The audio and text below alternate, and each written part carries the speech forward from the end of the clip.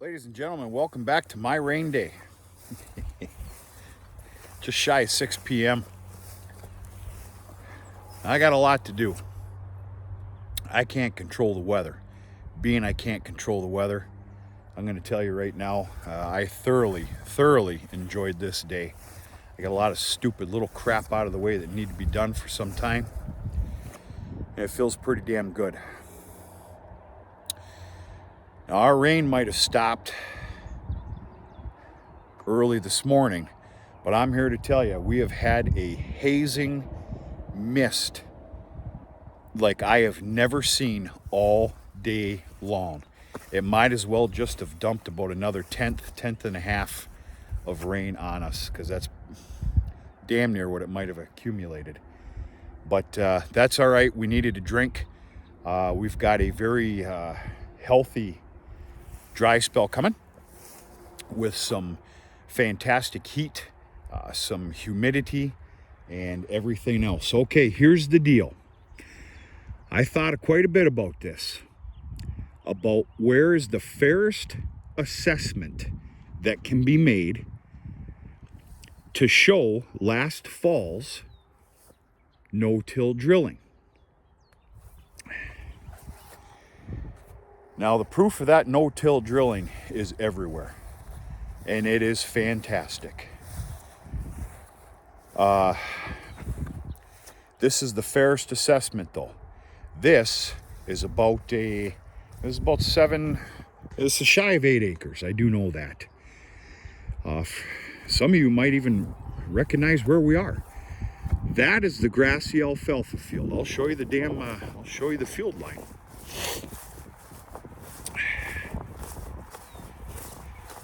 Now, some alfalfa bleeds over in here, so we're not going to be looking at the field here. This is the magical field line. This is the Grassy alfalfa field that is chock full of alfalfa. And I'm going to give you my 2 cents on this field here.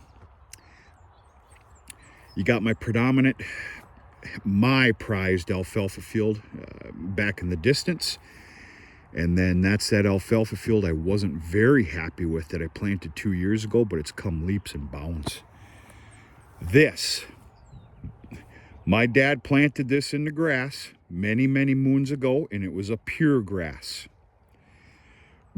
And it stayed pure grass. There has been no clover added in with spring or fall fertilizer of any kind. None of that. This has always been pure grass and treated as pure grass. There's going to be a lot of horse hay customers who are going to be pretty pissed off at me for this too, but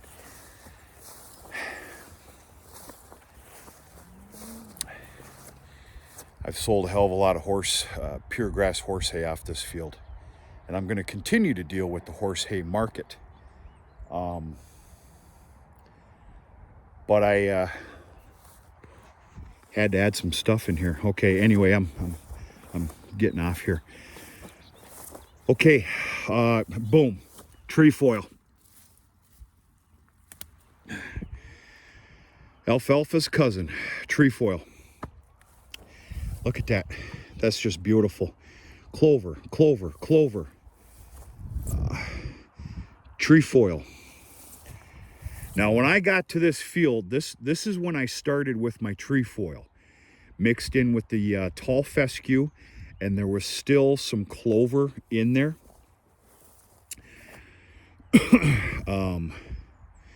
That's a patch of trefoil right there. More. Holy shit. Excuse my language. That's just fantastic. Remember, this is the truest assessment that I can come up with, being there's never been anything else done with this field except for pure grass. Period. Just look at all that.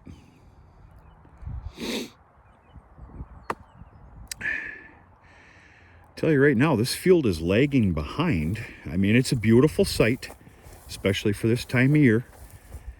This field is definitely lagging behind compared to a lot of other field lands. Just look at that. Look at that. That's all trefoil. And here we are, it's not even June yet.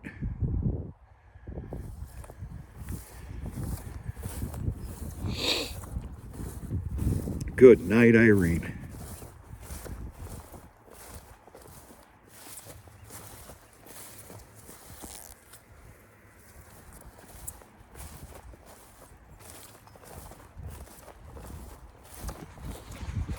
Okay, before we head to the very south end of this questionable alfalfa field that I planted 2 years ago, it's real nice up on the north. The deer decimate it in the south. I haven't been back there yet. I'm going to take you back there with me. Before we head that way, well, first things first here. It's a rain day. It's Thursday. Been a pretty good boy here lately. He's looking up your address.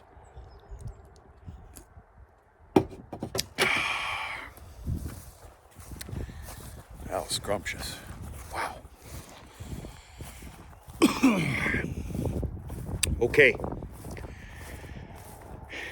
I have a fear, but holy crap, is it a good fear?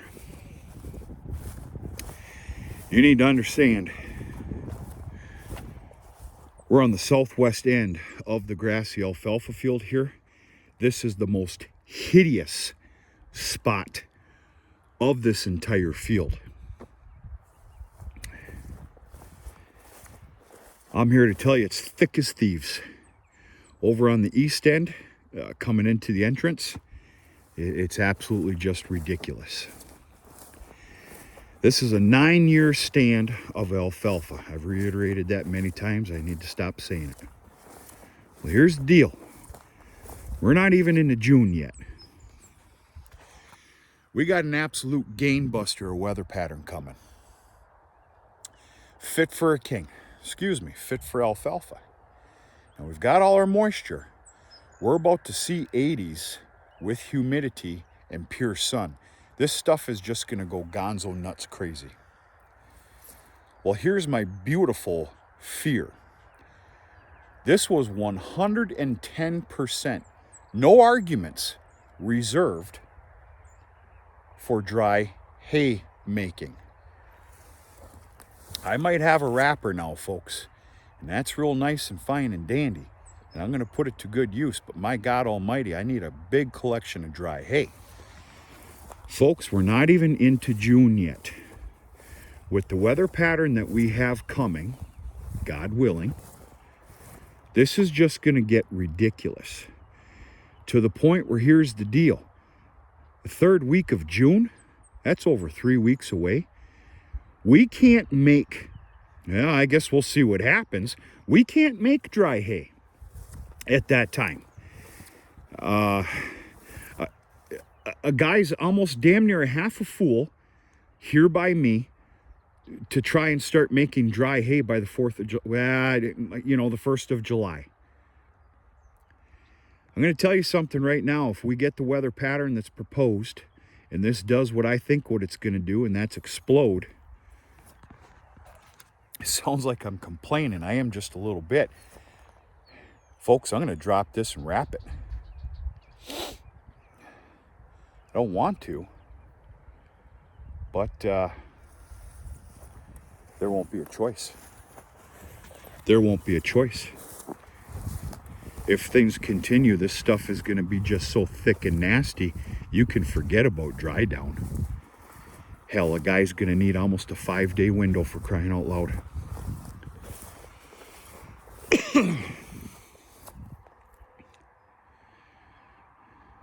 Good Lord. Once again, I'm not complaining. It's a great problem to have, but it's something I need to keep in mind here.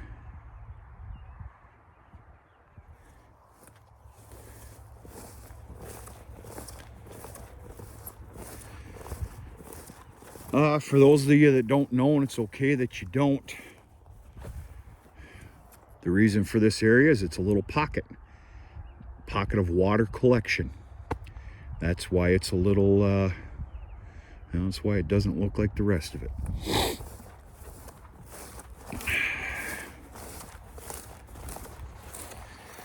It is going to absolutely kill me kill me. I don't plan on making any videos because I'm probably going to be crying the whole time that I'm going to cake this grassy alfalfa field with manure. Starting in the fall, all winter, and then cake the hell out of it in the spring. Moldboard plow it. Yeah, I said that correctly. And that's going to be my corn crop next year. Remember, I'm every 2 years on a healthy for me corn crop. That's what's scheduled. Things can change. We'll see what happens.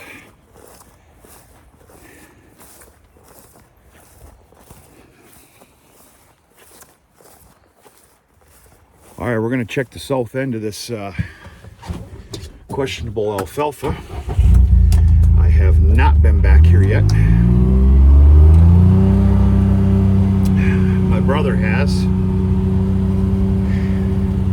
They put up a little high-rise stand for hunting with a nice enclosure and everything else, and we had a windstorm that wasn't fit for the devil and destroyed it.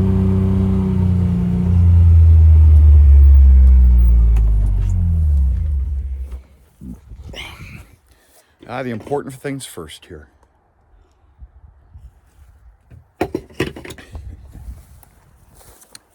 Yeah, I can't control the weather, so I'm here to tell you this has been a beautiful day. Beautiful day. And what I'm looking at is even more beautiful. Holy shit.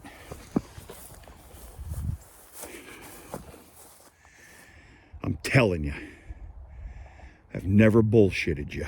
This did not exist last year. Holy shit. Wow. Wow.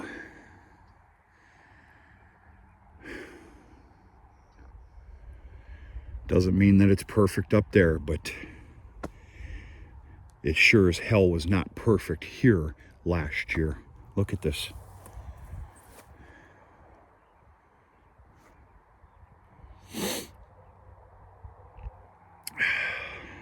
Jeez.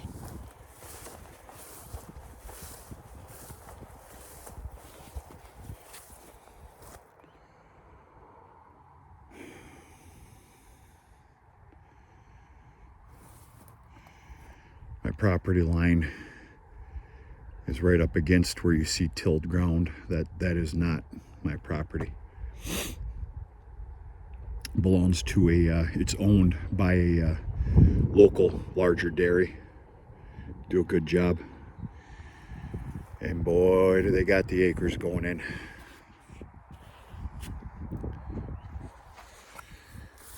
We got kind of a nice problem this year with this alfalfa. Remember, up by me now, okay? I'm seeing a lot of YouTube videos out there, which are fantastic. They're alfalfa, they're cutting it, chopping it. That's great. A little bit of a different world here. Well, the big dairies around here got a little bit of a problem, and it's a good problem to have. They can't switch over and get everything ready to start harvesting their alfalfa at a younger, more tender, or for that relative feed value, and of course, for milking cows, because they're not done planting. I know one guy, one of the heavier hitters here in the area, bugs. He's got about 500 more acres to go. But with the weather pattern that's coming, these boys are going to put in some serious acres once this all dries out. You couldn't pay me a grave amount of money to go out in one of my worked up fields right now, or theirs, and that's of course why they're not in there. Speaking the obvious here. But yeah, they're going to have one hell of a tonnage when they're ready to go on harvesting their alfalfa and bunking it, bagging it, whatever they're doing.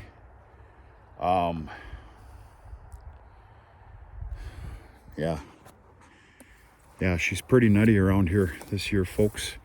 Okay, back in the grassy field here. That's clover. All right, see, there was still some clover bleeding through. Not a stitch of nothing here. We got trefoil here. Lots of trefoil. Fantastic. Fantastic. This truly is lagging behind compared to the other fields, even the predominant grassy fields, but doesn't matter, like what I see. Memory serves me correct, this has always been a little bit of a late bloomer, but just an absolute explosion.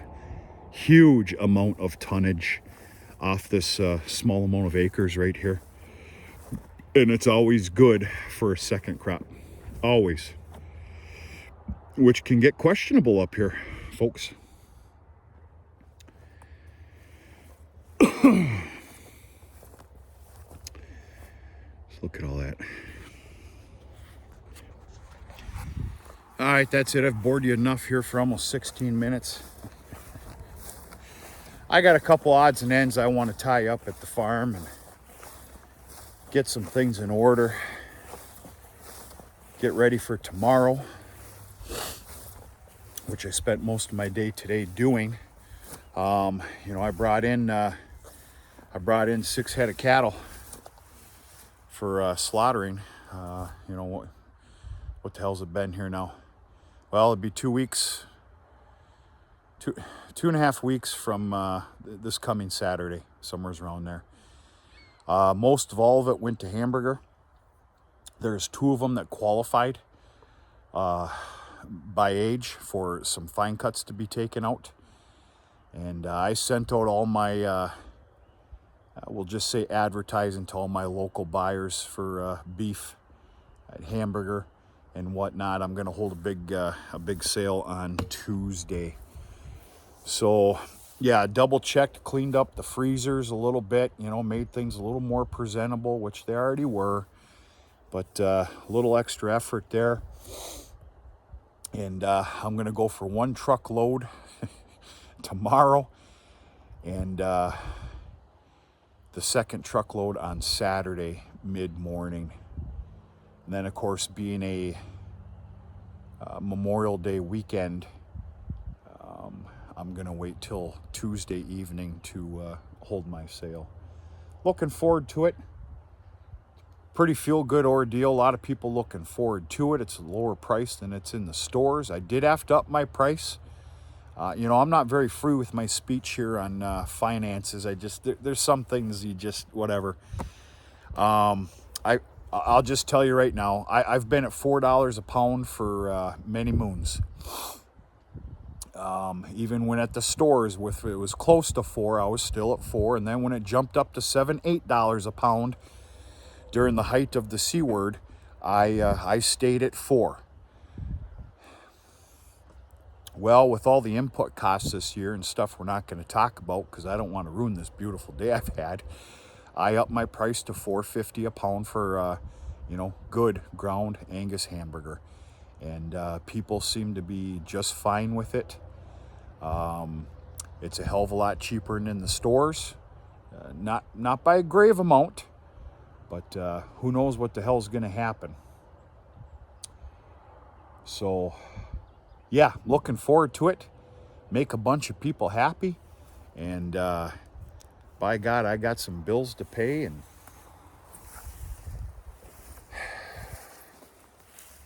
go from there.